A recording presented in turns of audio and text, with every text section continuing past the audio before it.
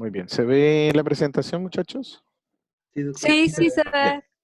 Bueno, habíamos quedado la sesión anterior hablando, ya habíamos hablado de los métodos de inducción y íbamos en los medicamentos y estábamos en los uteroestimulantes, dentro de los cuales tenemos la oxitocina. Como ya lo habíamos comentado, la oxitocina es un octapéptido que se produce en el hipotálamo y ya también habíamos comentado que se almacenaba en la neurohipófisis y que tenía varias funciones importantes como la estimulación mecánica del útero, la excitación de las mamilas, secundario a la succión del recién nacido, el estímulo osmótico químico, gracias a la inyección de solución salina, nicotina o acetilcolina, y estimulación eléctrica del hipotálamo. Todo esto generaba la liberación de oxitocina. Entonces, recuerden muchachos que es nuestra hormona reina, la oxitocina, este octapéptido que para nosotros es súper importante porque nos ha permitido trabajar de una forma bastante adecuada no solo el trabajo de parto, la conducción, inducción o aceleración, sino también en el puerperio. También les había dicho para qué servía, cómo se ocupaba y la vía de presentación que tenía. Se utiliza básicamente en ampollas. Yo les había contado que venían ampollas de 5 unidades, habían algunas presentaciones de 10 unidades y les había comentado cómo se hacía básicamente la mezcla para poner un goteo. ¿Ok? Entonces, ahora vamos a continuar. Vamos a continuar hablando de otras sustancias que también son útiles.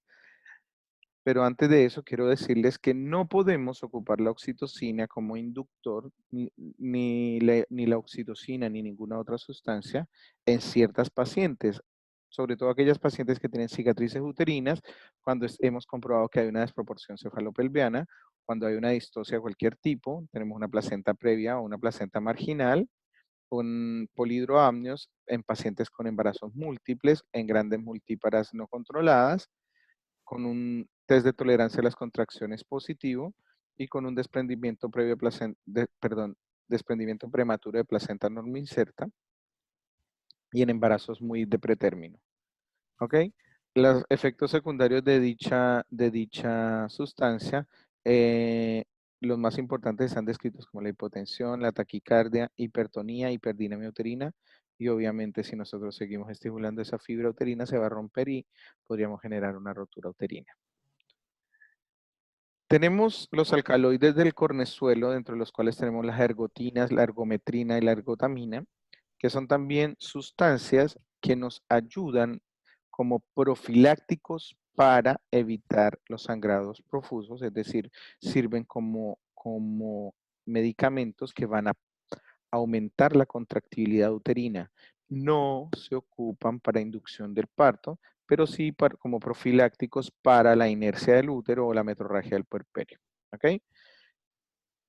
Se encuentran para administración oral, pero la preferencia obviamente es para administración intravenosa e intramuscular. El problema es que está contraindicado en pacientes que tengan problemas hipertensivos. De los más conocidos de estos está el metergino, la ergometrina. ¿Ok? También tenemos las prostaglandinas y nuestra prostaglandina reina en el trabajo de inducción es el misoprostol o Cytotec. Algunos lo conocen como misotrol. Estas pastillas son un análogo de la prostaglandina E1 y su función principal es la hidrólisis que llevará a generar una maduración del cuello del útero. Han salido múltiples presentaciones.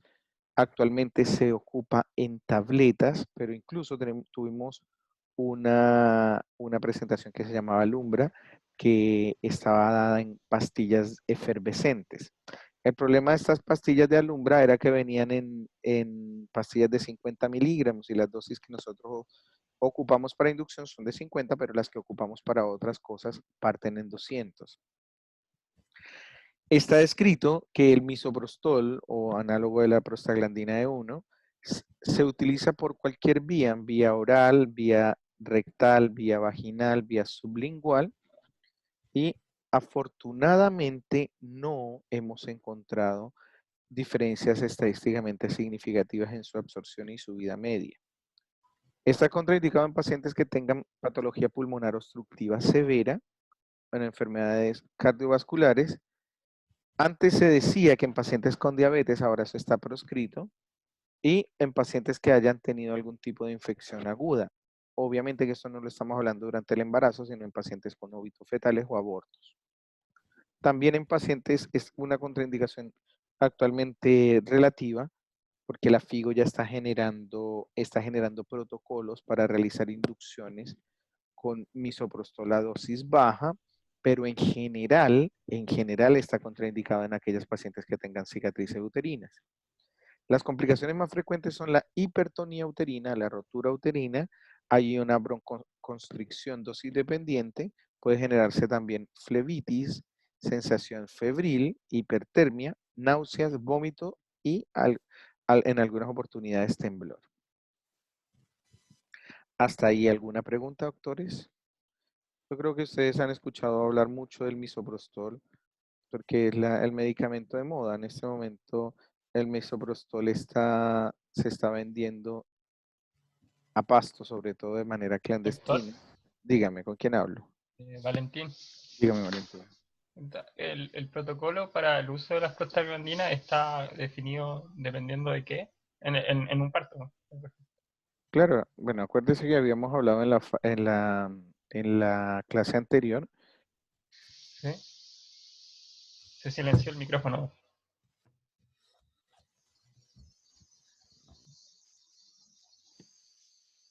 Doctor, no se escucha. Se silenció el micrófono, doctor. Ahora sí.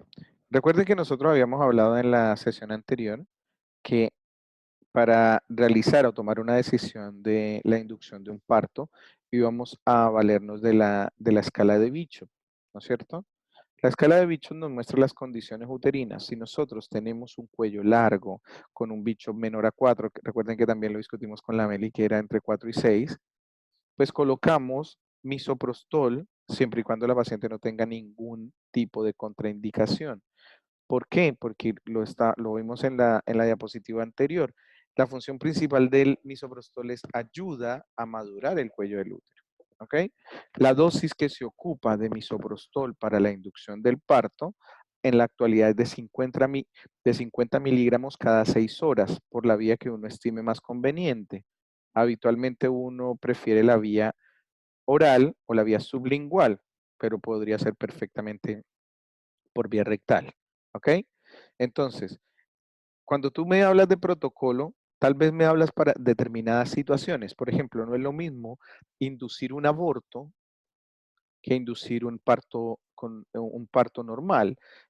También no es lo mismo inducir una paciente con un feto muerto inútero que inducir un parto normal. Entonces, de acuerdo a eso, nosotros vamos regulando la dosis. Pero incluso en la web hay protocolos específicos de uso de misotrol, incluso para abortos, si el aborto está entre la semana 0 y la semana 8, si está entre la semana 8 más 1 y la semana 14, si está entre la 14 y la 22, etcétera, etcétera. Hay una dosis específica para cada cosa. Pero finalmente uno puede tomar una dosis promedio y para inducción si la dosis establecida es de 50 microgramos. ¿Quedó contestada tu pregunta? Sí, doctor, gracias. Muy bien, Valentín. Entonces, lo importante de las prostaglandinas es que es un medicamento muy efectivo, muy barato y que conocemos claramente cuál va a ser el comportamiento de dicho medicamento con nuestra paciente. Si nosotros, por ejemplo, tenemos una paciente con malas condiciones obstétricas, que no tenga ninguna contraindicación, perfectamente podemos iniciar maduración cervical con prostaglandina E1 y posteriormente reforzar esa inducción con, con, con, una, con un goteo de oxitocina. ¿Ok? Entonces es fundamental que ustedes empiecen a familiarizarse con estos esquemas de inducción porque son los que estamos ocupando en la actualidad. Un medicamento que ya era muy conocido, sobre todo en Europa, y que se ocupó básicamente ingresó a Chile con harta fuerza, dado la ley de aborto por 3 causales, es la mifepristona. Se suponía que en todo el territorio nacional nosotros íbamos a contar con mifepristone, perdón, con mifepristona para poder realizar a los que no eran obviamente objetores, para poderlo utilizar en inducciones de aborto, porque es bastante efectivo, pero no en todas las instituciones se cuenta con el medicamento. La forma como actúa este medicamento básicamente es antagonizando el receptor de progesterona, que es como ustedes lo saben, es un receptor competitivo, y en ausencia de progesterona actúa como un antagonista parcial. Entonces, esta mifepristone, que es un esteroide compuesto sintético,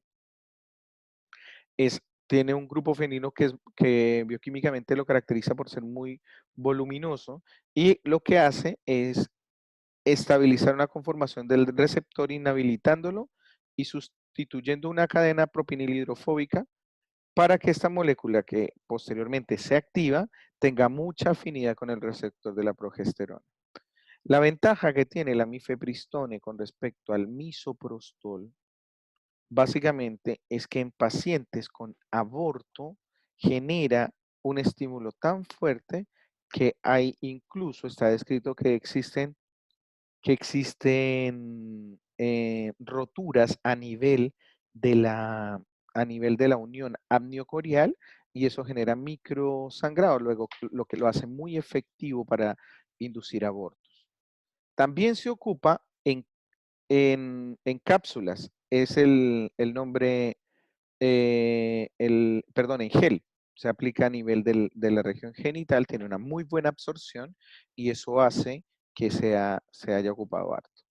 Otro medicamento que estamos ocupando ahora, que es un análogo de la prostaglandina E2, es el Propes. En algunas clínicas se ocupa más que el misoprostol, por 2 razones. La primera, porque hay bastantes estudios y está aprobado por la FDA como uno de los mejores inductores de parto. Es una prostaglandina natural y el principio activo se conoce con el nombre que les coloqué arriba.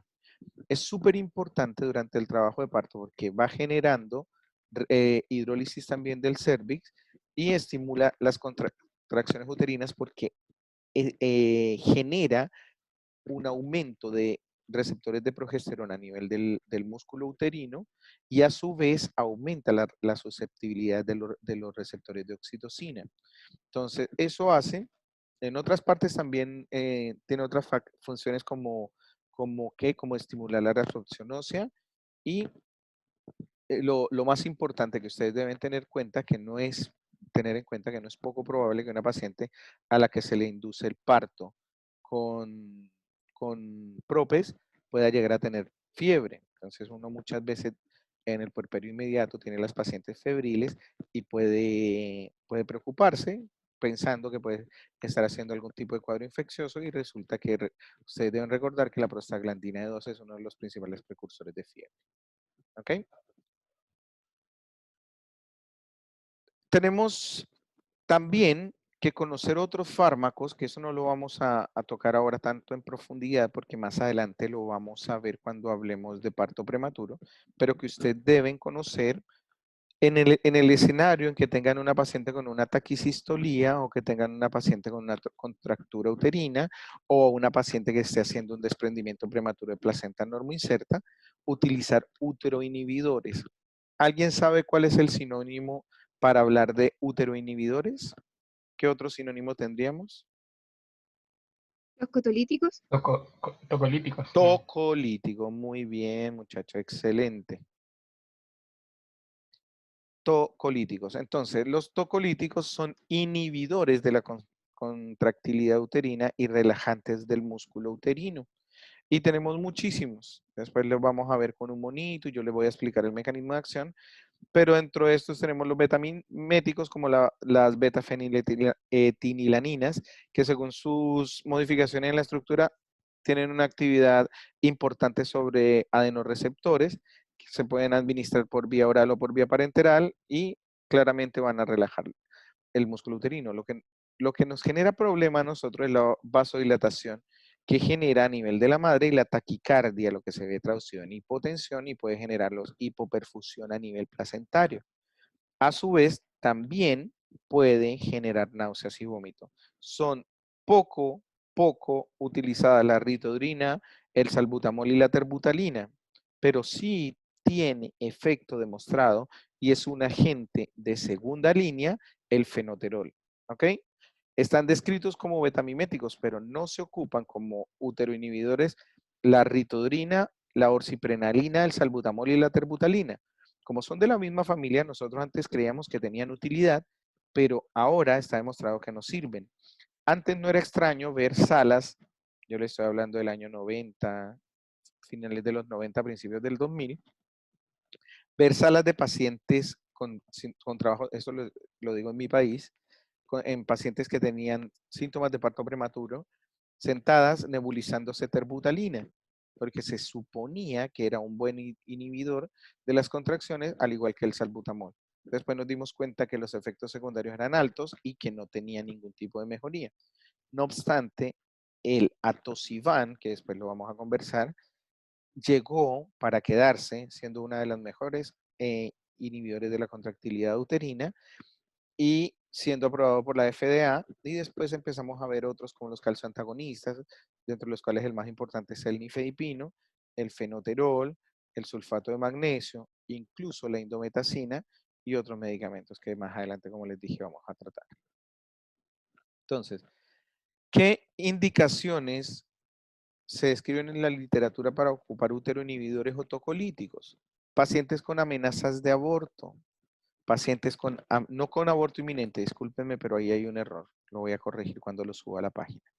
Amenazas de parto prematuro, hemorragias por placentas marginales o previas, pacientes que tengan hipertonía uterina o que tengan hipertonía a nivel del anillo de Vandel, y cuando queremos hacer maniobras de versión externa.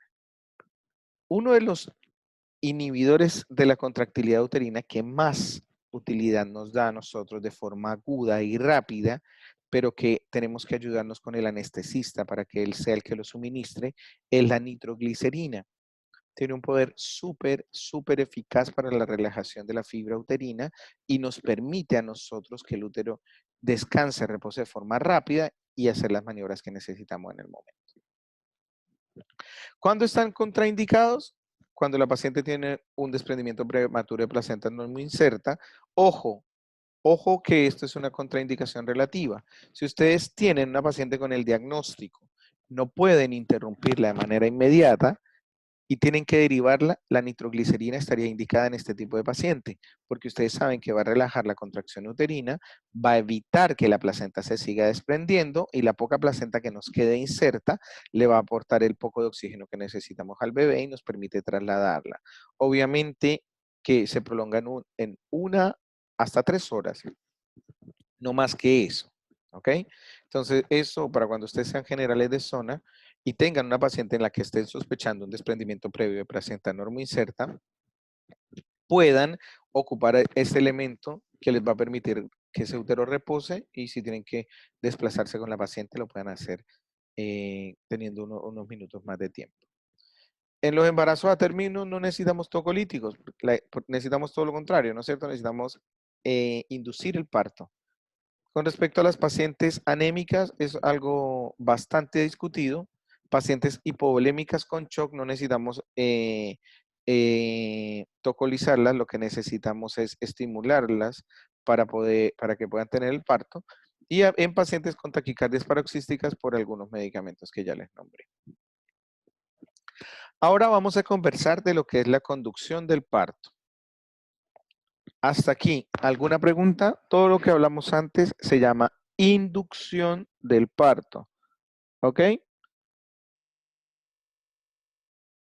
Sí, doctor. Bien. Entonces, ahora vamos a conversar sobre la conducción del parto. Conducir un parto básicamente significa mejorar las condiciones de contractilidad, de oxigenación y de confort de esa mujer. ¿Ok?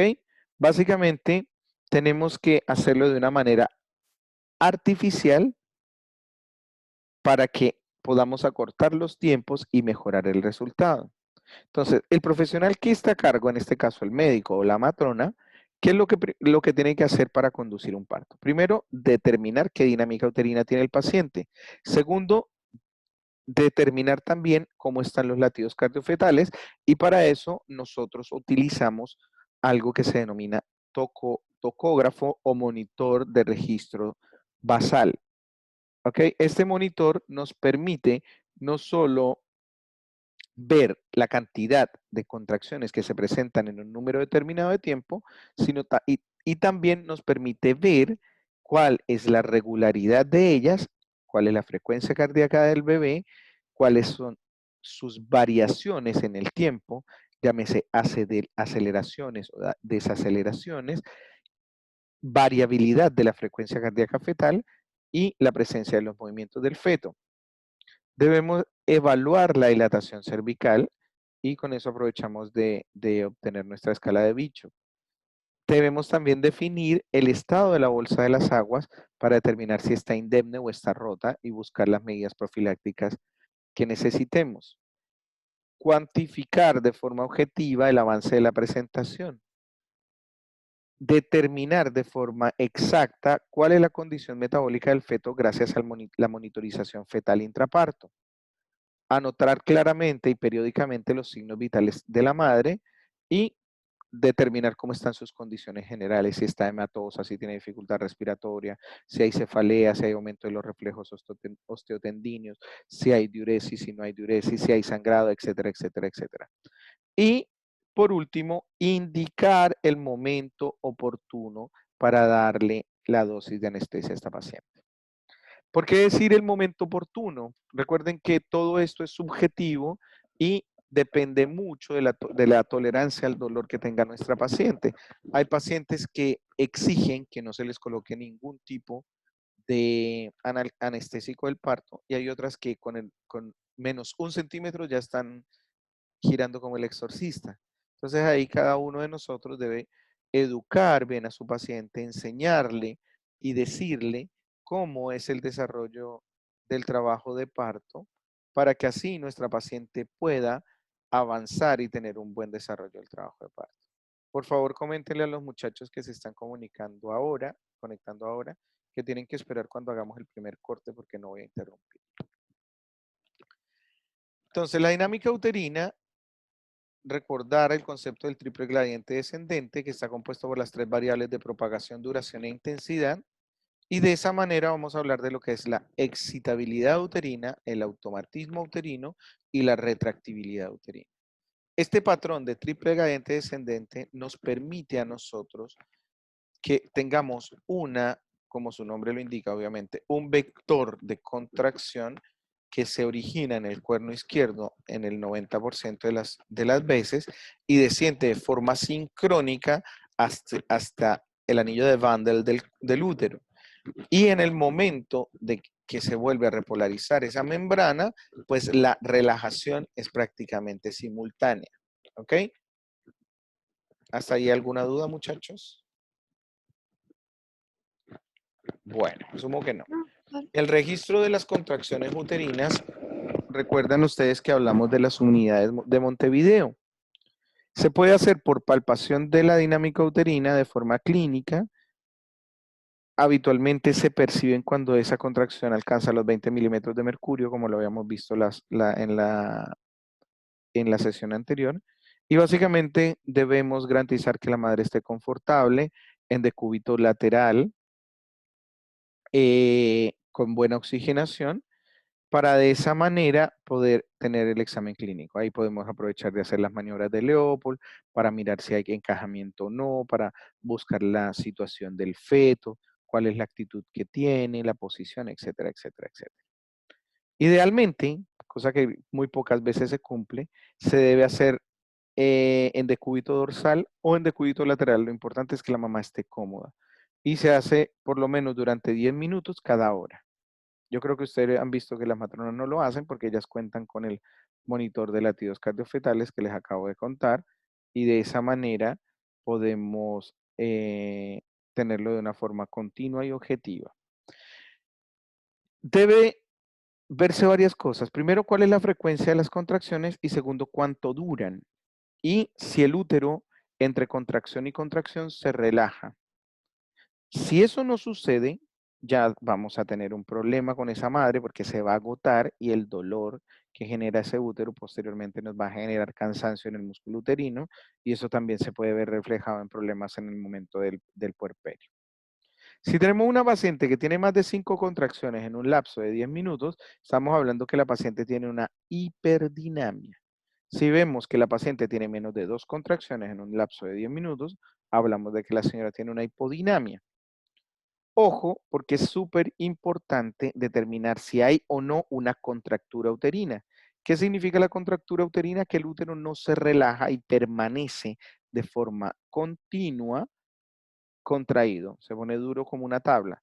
Y hay ciertas patologías en las cuales se presentan contracturas uterinas, incluso indoloras, porque la gran mayoría de veces son dolorosas, pero algunas pueden ser indoloras, como por ejemplo el desprendimiento previo de placenta normo, el desprendimiento prematuro de placenta normo inserta, que recuerden ustedes que es una patología en la que hacemos el diagnóstico de manera clínica.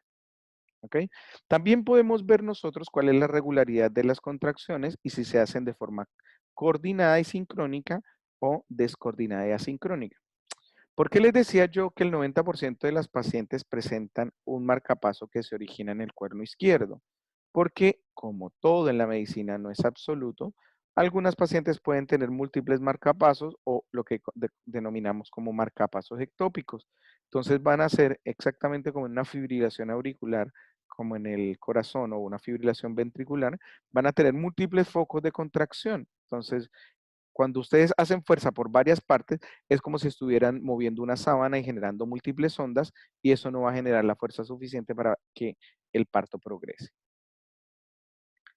La tocografía interna es un método que también yo se los había contado. En Chile no conozco ninguna institución que lo realice y yo nunca lo he realizado en lo personal.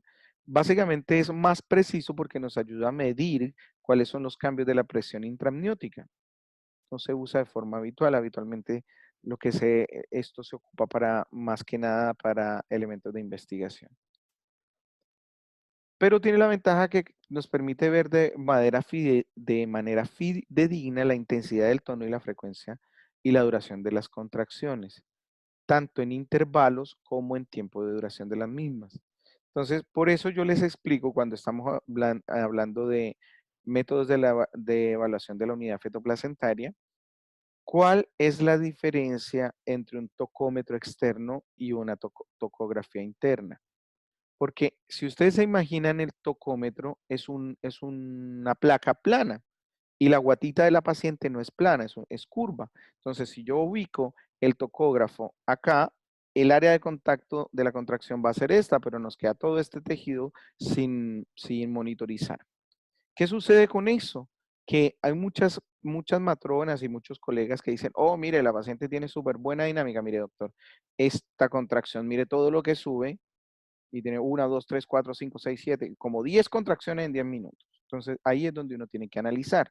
¿Por qué? Porque tú en el registro basal puedes mirar el número de contracciones, puedes mirar cuánto se demoran las contracciones, pero lo que no puedes determinar es la intensidad. Lo que sí te lo indica el tocógrafo interno. Por ejemplo, un ejemplo para que más o menos lo entiendan es, si yo estoy aplaudiendo, con ese elemento que les estoy nombrando, que es el registro basal, ustedes podrían ver el número de aplausos, podrían ver cuánto se demora cada aplauso y cuántos aplausos tengo en determinado minuto, pero no van a ver la fuerza con que yo estoy dando el aplauso. ¿Ok? En cambio, con este tocógrafo interno sí podemos ver la intensidad de la contracción. Y lo que nosotros necesitamos es tener una contracción durable, intensa, ordenada y regular. ¿Ok? La hipersistolía y la hiperdinamia y la hipertonía generan compresión de las arterias arcuatas espiraladas que se va a ver reflejado en bajo aporte de oxígeno fetal. Cuando hay bajo aporte de oxígeno fetal, el feto se defiende y reacciona con determinadas maneras de redistribución de flujos. Y cuando eso se perpetúa, él entra en un estado fetal insatisfactorio, lo que conocíamos antes como sufrimiento fetal agudo. ¿Ok? Lo que hace que se vea claramente afectado y que pueda tener noxas que pueden ser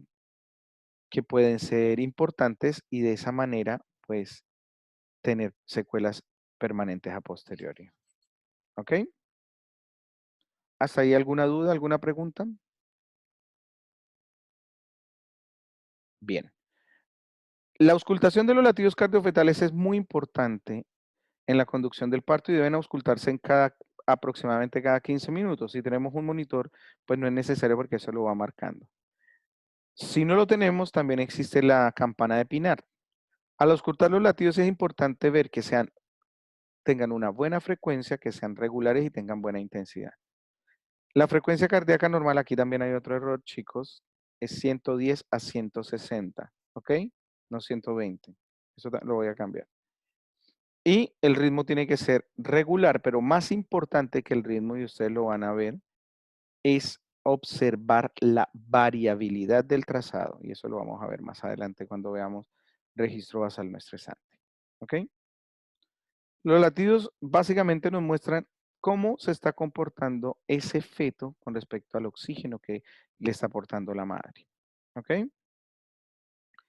Debemos pensar que la guagua se encuentra con una taquicardia fetal cuando está por encima de 160 y por debajo de 110. ¿Ok? Ambas cosas son una muestra de que el feto está en un estado insatisfactorio y debemos intervenir. Después hablamos de lo que es la exploración vaginal. Y por medio de básicamente tenemos que ver las características que están descritas en la escala de Bishop. Posición, consistencia, dilatación y variedad de posición. Entonces, aquí están escritas la dilatación del cérvix, por eso ustedes deben medirse el dedo. Si ustedes se miden los dos dedos, cada uno tiene una medida precisa. En el caso mío, cuando están cerrados, miden 3 centímetros. O sea que si yo hago un tacto y me entran los dos dedos, estoy hablando que la señora tiene una dilatación de 3 centímetros. Las doctoras probablemente van a tener un poquito menos. También nos sirve para ver la presentación, si es podálica o cefálica, si está descendida de acuerdo a la escala que estemos utilizando, si estamos utilizando los planos de Deligne o el que ustedes decidan ocupar, la variedad de posición, que es un poco más difícil y con el tiempo ustedes lo van a aprender, y cómo son las características de la pelvis o lo que denominamos nosotros una pelvimetría interna. También podemos determinar si esta paciente tiene una rotura prematura de membranas o no. Si lo tuviese, recuerden que tenemos la puerta abierta para el ascenso de bacterias y eso nos aumenta el riesgo de hacer infecciones puerperales. Luego se debe restringir el número de tactos. Voy a cortar aquí, jóvenes, y nos volvemos a conectar para no estar interrumpiendo. ¿Les parece? Sí, doctor. Bien.